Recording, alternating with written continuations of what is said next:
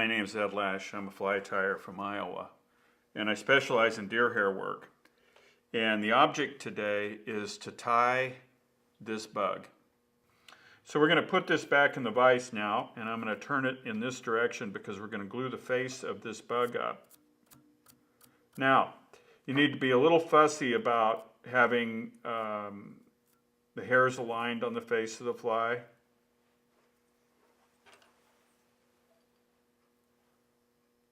So that it looks nice. And little bits of black and green and yellow hair that you have when you do your trimming need to be off of the face because the face is orange.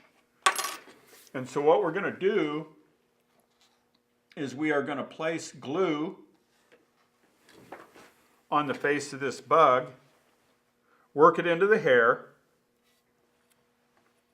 place a non-stick paper against the glue, and this is the paper that the eyeballs and that kind of thing come on. You can use freezer type paper too.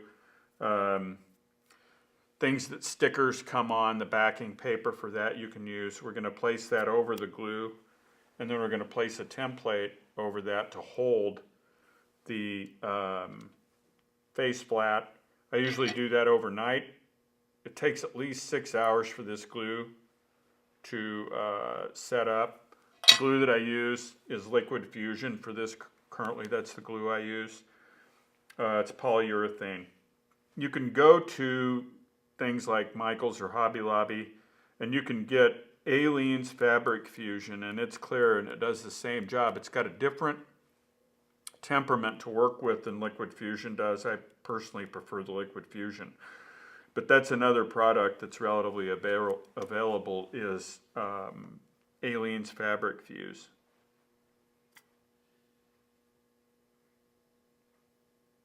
This is glue that you can thin with water also.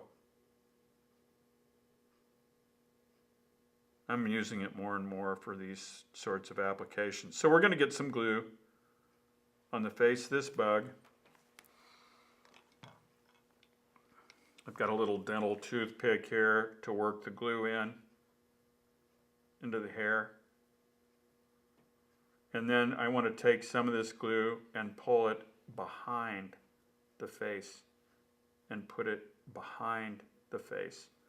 So we're going to work the glue in, get some of the glue and go behind and work it into the hair. That'll make the whole head of the bug stronger and hold up better. The problem with these popping bugs is that after you use them for a while, they get the daylights beat out of the face and they don't work like popping bugs anymore. I also use this as an opportunity to square up any hairs that are not flying straight. So we'll go around and do this. Get the hair squared away where we want it. Take the paper, and I've cut a hole in that for the eye of the hook, and then we're going to place this over the eye of the hook. Now, need to make sure and put the part of the paper that's slippery down on the glue, not the part that'll stick, and you probably understand how I know that. But if you make a mistake on that and come back, it's surprising how readily you can razor off with your razor blade paper from the face of your bug. But I don't recommend checking that out and doing that way. I guess if you do anything long enough, you're going to make every error imaginable. So we're going to place a plastic template over that now. And make sure that face is squared up, because we don't want the glue to cure with the face crooked. I like that. So this is what this construct looks like now. And double check, make sure that the glue's out of the eye of the hook. There's no reason to leave that in there. Then we will set this aside to let that cure overnight. And then after that is cured, this is what we get. We've got our plastic template and our paper in place. So after the night's passed, we will take the plastic off, work the paper up. I'm glad I didn't get this piece of paper on backwards. Work the paper up off of the glued surface, and then I'll usually take this and twist it loose to remove any excess glue at that point. Extra glue around the eye of the hook I'll usually remove with a tweezer.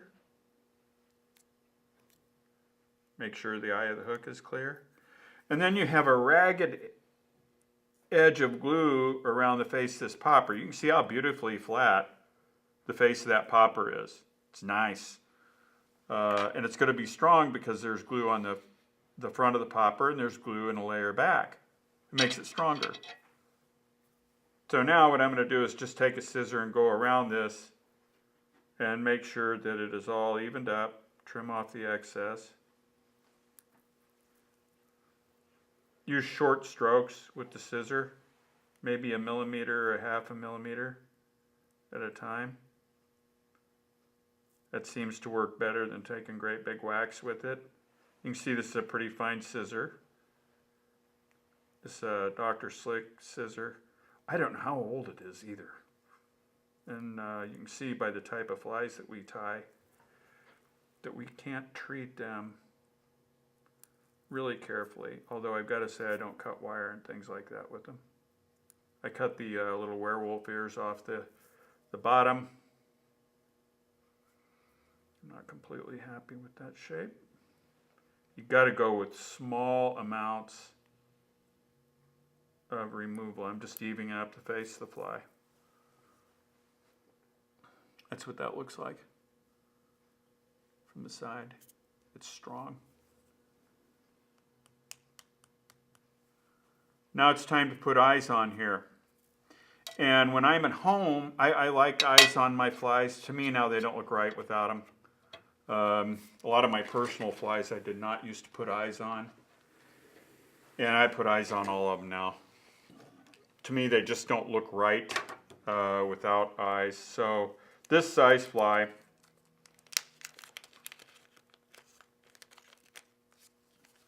I buy them in relative bulk, is a 5/32 or a size 2.5. I usually do them all the same color. There's some really pretty eyes out there that are in wild colors and everything now, but again, I can't, for my clients, I can't say that those will be there from one time to the next, and so I've stuck with a basic eye. And at home, I use my wood burner to burn the socket. When you put an eye on a bug, you can stick the eye on the surface of the bug and glue it down, and then coat over it with something. Or you can dig a socket and lower the eye away from the surface of the bug so it can't get torn off by a fish or just heavy duty use.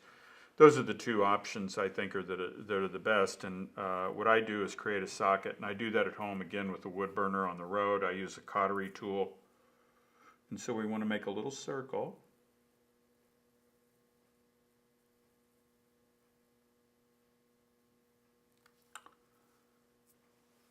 That'll burn a socket. And then on the other side, and all you do is you go around in a circle with this thing. You don't have to do that with the wood burner. You can buy a round tip and just stick it on there.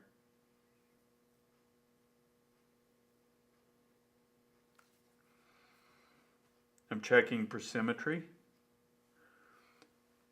It doesn't have to be perfect on a popper because the front of the face of the popper is wide enough that it hides the eyes from having to look at them at the same time and compare them.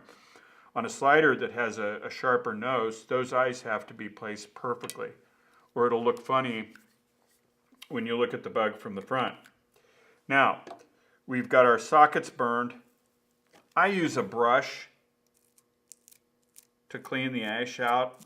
Glue won't stick, the eye won't stick if you've got ashes in here. The other thing you can do to clean this out is use your bodkin. I find this does a little more thorough job for me. The bugs are obviously durable or they wouldn't take this kind of abuse. So we're going to get as much of that ash out as we can. I don't like blowing on bugs, but I do there. So we're going to go back to gluing the eyes in. Again, I'm using the liquid fusion now to glue the eyes in. Historically, the glue that I've used a lot is fletching glue for archers. So if you go to an archery shop and buy the fletching glue, Fletch-Tite Platinum, I believe is what it is, that glue dries beautifully. It's waterproof glue. What I mean by dries beautifully is you need a glue that when it dries, it'll dry clear. Because if you have glue that dries and it's foggy appearing or matte appearing and it gets on the front of the eye, it'll make the eye look funny. So that's why super glue is not the greatest glue in the world for doing this. You can't put it over the surface of the eye at all. And if you get it on the surface of the eye, it'll make it cloudy. So I'll fill up that socket with glue.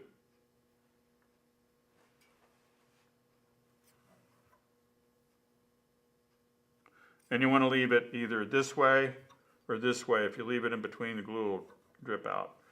So I'll go back to my trusty toothpick. And I want to work this glue in to the hair. And this strengthens the head of the fly also. It does on all the models. It doesn't add much weight though. And then the extra I'll just rub off on the fly here. And my jeans, I guess. So we'll get an eye. Helps to get your garbage out of the way in case if you drop the eye. So we'll get the eye, place it, push it down into the glue, and then I wipe the glue over the top of it. So not only do I have a socket here with the eye countersunk, but that whole thing is covered with glue. It's an entire